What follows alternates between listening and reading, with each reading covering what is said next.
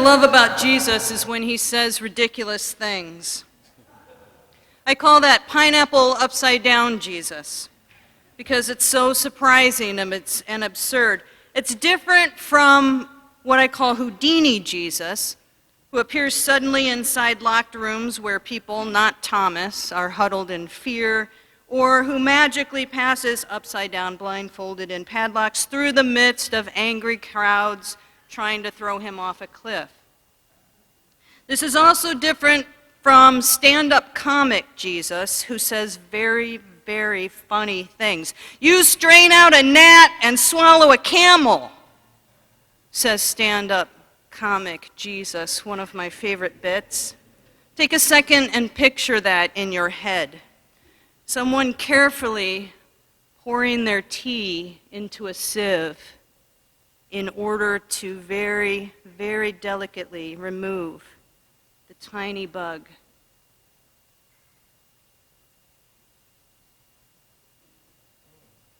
And then demurely takes a sip of their tea and ends up with a camel sticking out of their mouth.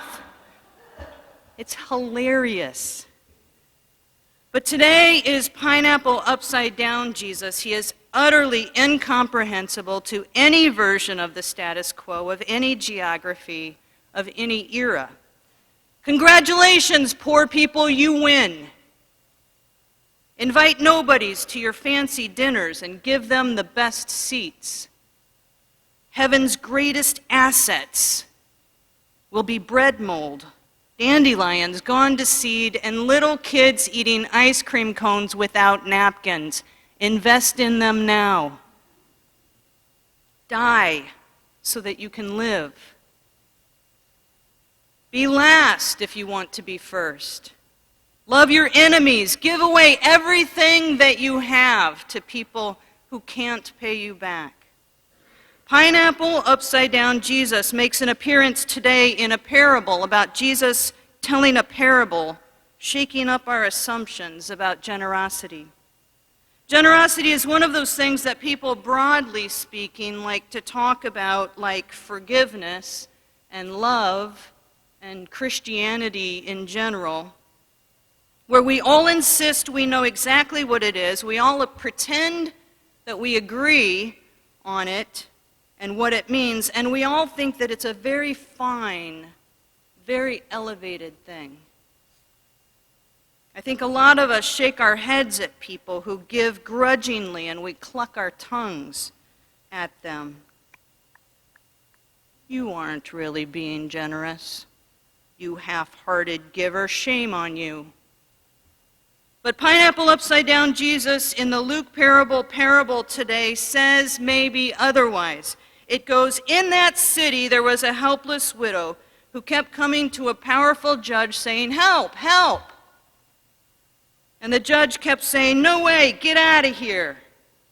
But then was like, well, actually, even though I don't care about God and I hate everyone but myself, I think I'll help this old pest so she'll leave me alone.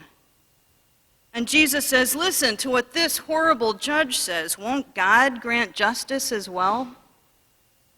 So hear me out. It's not like I'm saying Luke's Jesus is calling this judge a model or anything. I'm not suggesting that he's giving out Pulitzers to the guy or anything, or that he's saying, be like the birds of the air, be like the lilies of the field, and be like this judge.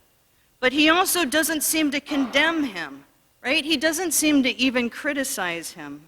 And Jesus here calls this granting justice. He says, check out that guy.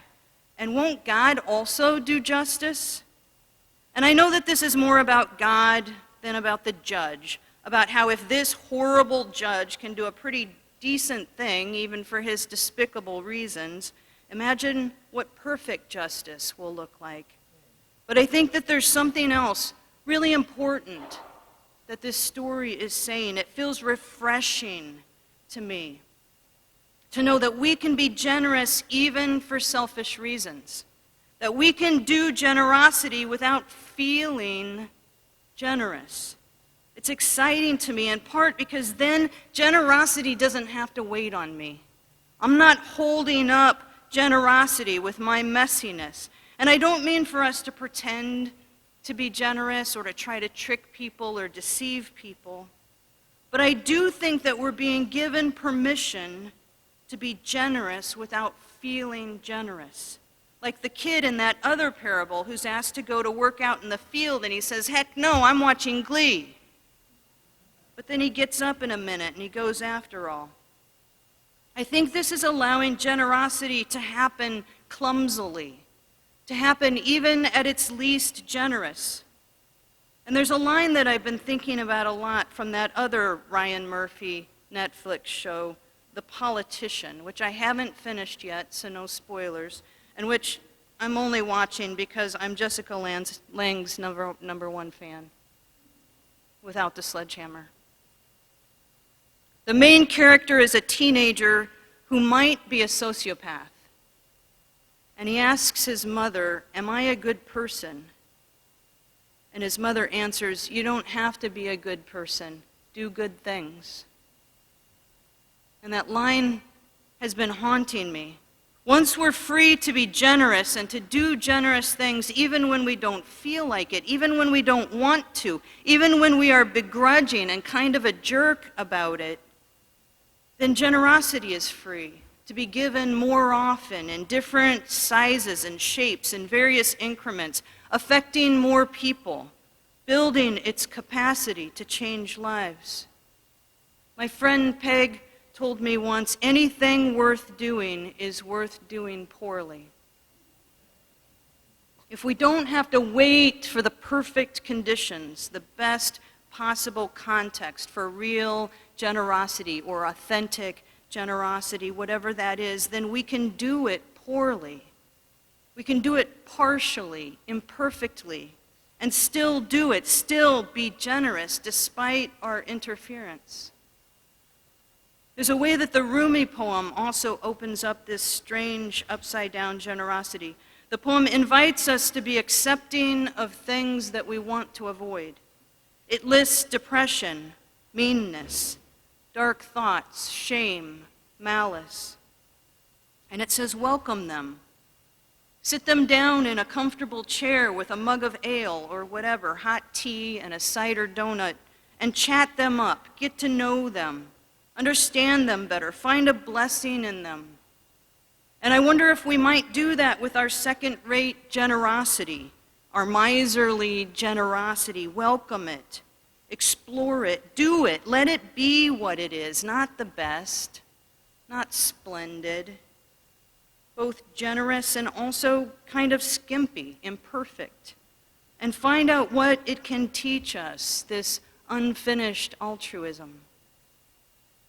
I want to stop for an important clarification about the poem, which is to say that I'm not advocating for folks to have a curious mind about violence or exploitation. I'm not asking anyone to get zen about being oppressed or colonized. I'm a fan of anger, maybe too much a fan, I'm working on it. But I think that healthy anger is like nerve endings. It lets us know when something is painful or dangerous. It lets us know when to back away, to get safe. I'm advocating today more for just letting ourselves be reluctantly good, or good for not awesome reasons, to give our stuff away, money, time, emotional benevolence, whatever it is that's hard for us to give, whatever we struggle to share, giving when we don't really want to, and recognizing this is still generosity, this is still good. It's something that we can practice, and we do already practice every week, all the time, with tons of things that we're ambivalent about. I try to make my body sweat a few times a week, and I show up for that more often than I actually feel like doing it. I try to get through each today without drinking alcohol, and I don't drink on way, way more todays than I feel like not drinking. I've been trying to learn a language using this online app, and honestly, even though I've done it almost every day for almost 2 years, I do it out of habit and stubbornness these days as much as anything else. I tithe on my income largely, not exclusively, but largely because I convinced myself at some point that I'm supposed to, that I should. I often feel good about it. I often feel joyful, but not every time. But I don't have to enjoy scrubbing the toilet to have a gorgeous, sparkling toilet, right? The undeniable truth is that my heart and lungs are getting stronger and healthier whether or not I'm excited about making my body sweat. Every single today that I don't drink means that I have more respectful relationships, or any relationships, no matter how unenthusiastic I am about, not having just that one beer. Not surprisingly to anyone, I find myself learning the new language, whether or not I look forward to the lessons. And the churches and Lambda Legal and ACLU Reproductive Rights and the Poverty Initiative and the Bard Prison Project and the Sierra Club are using my money right along with everyone else's money to stack justice sandbags against the floods of injustice. The benefits of doing generosity are built into the doing. The blessing of it is going to happen to the receiver no matter what, no matter how I feel. That poor old widow was given relief by the judge, and it doesn't necessarily matter why. Joyfully giving, the reward for the giver, that's another benefit. That's another layer. That's extra. That's gravy. That's a delicious, warm, buttery gravy. It's also another sermon due in about 6 weeks. And this is a foundation for our life together. This questionable, this kind of dodgy rock is actually totally solid. Even doing this imperfectly, incompletely, layering our love down in messy and precarious first layers, we can build on that. Jesus said, you don't need mountain-sized faith to move a mountain. He said, all you need is faith the size of that gnat, a mustard seed. Can you even see that? It starts with a tiny, tiny thing and becomes something that creatures build their homes in. The Indigo Girls sing, the Mississippi's mighty, but it starts in Minnesota, at a place that you can walk across 5 steps down. This practice, being generous as much as possible in whatever frame of mind. 3 meals a day, generous. Mowing the lawn because it needs it, generous. Scrubbing the toilet because it's nasty, generous. Whether or not housework or yard work is how we want to spend the day, the practice of it, the doing of it is a bedrock for the home to come, where people living together can have what they need, while we learn to rejoice in our giving, while we learn to be dependable and consistent with our generosity. Giving when we don't feel like giving isn't just a good thing. I think it may be everything. It may be discipleship itself. People, I think discipleship is this awesome thing, this pinnacle. But take a look at these gospel disciples half of the time, for pity's sake. They're pushing away little kids. They're telling Jesus that enough food is impossible. They see Elijah and Moses, and their first question is, where's everybody going to sleep? And these are the people that the faith itself was built on. Discipleship is not a finished thing or a perfect thing. It's a practice. Doing it kind of badly, doing it again. And as a foundation, it can handle winds and storms because it came into being through resistance and messiness and flaws. The storms are folded into and tempering the rock that we're building on. The winds and the storms that come will meet bedrock that has faced them already and faced them down and tamed them, becoming surer and stronger for having encountered them. Generosity, discipleship is a practice like showing up for work, like logging into Duolingo, like meditation. There's actually a meditation called metta, loving kindness, that literally helps us to practice extending emotional generosity to other people. And it does it in this beautiful, liberating way that gives us kind of a crib sheet, a cheat sheet. It uses the places where it's already easy for us. It starts with people that we really like and enjoy. And then it moves us to the people that we feel neutral about. And then we go from there on to harder people, trickier people. But by then we've worked up some momentum. By then we're almost a Newton's cradle of loving kindness, you know? That desk set of metal balls that just keeps using its own momentum to swing up and back, tap itself up and back, and on, swinging our generosity toward folks we don't like, folks we don't understand, people we blame for their own incarceration and miseducation, people we believe are competing with us for limited resources. We get a running start so that we can be generous to people when it's against our own interest. Some Buddhist teachers even say that generosity isn't about the other person. It's about you, the practicer. It's not about whether people deserve it or whether folks have earned it. It's just foolish, extravagant. It sends the sun to shine on all of the fields. It casts seeds on all the rocky soil and the thorny soil, not just the good black soil, thrown around willy-nilly, wantonly, unconcerned about wise investments or cost analysis. Jesus said, give to everyone who asks. Give to the person who says that they want food, but you think maybe they're going to go buy beer. Give without strings, with no expectations, not because Jesus is cool with addiction. He said, give to everyone who asks, and I think it's one of the things he actually said, and I think he meant it. And he said, give to everyone who asks, I think, because he wants us to practice.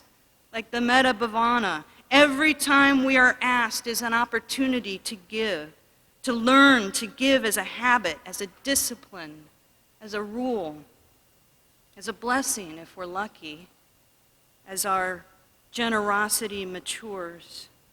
To learn that generosity is not transactional. To learn what it is when it's not about us.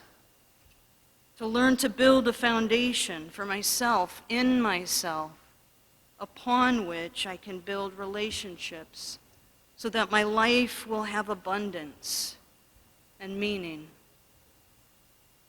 I'd like to take 2 minutes to practice the loving kindness meditation.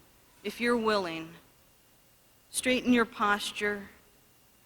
Set your feet down flat and even. If you want to, close your eyes or soften your gaze. Breathe through your nose if you can. Take a few deep breaths. And if you're willing, picture someone that you care about very much. Someone who it is easy to think of with gentleness and joy. Notice how they look. How they smell. Notice how thinking of them makes you feel. Imagine taking them by the hand and talking with them about your fears, your hopes, your news, and asking about their own.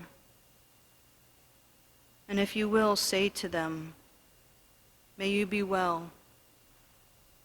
May you be happy. May you live with ease. May you be well. May you be happy. May you live with ease.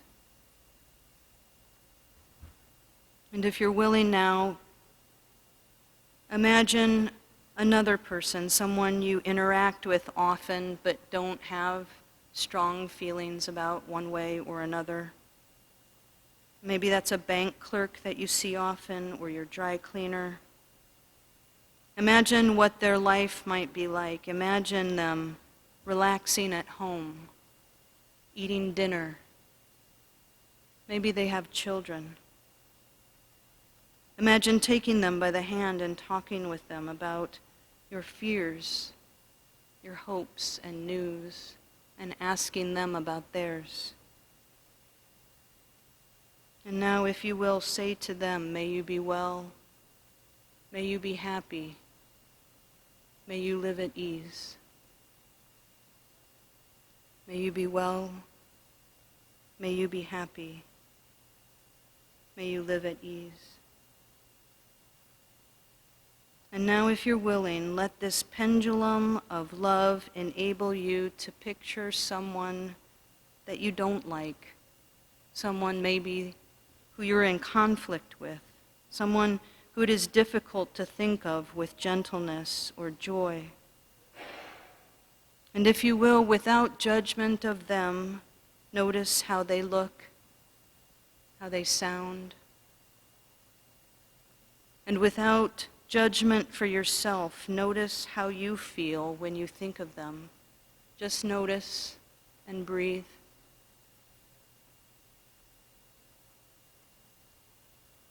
And imagine telling them your news and asking for theirs.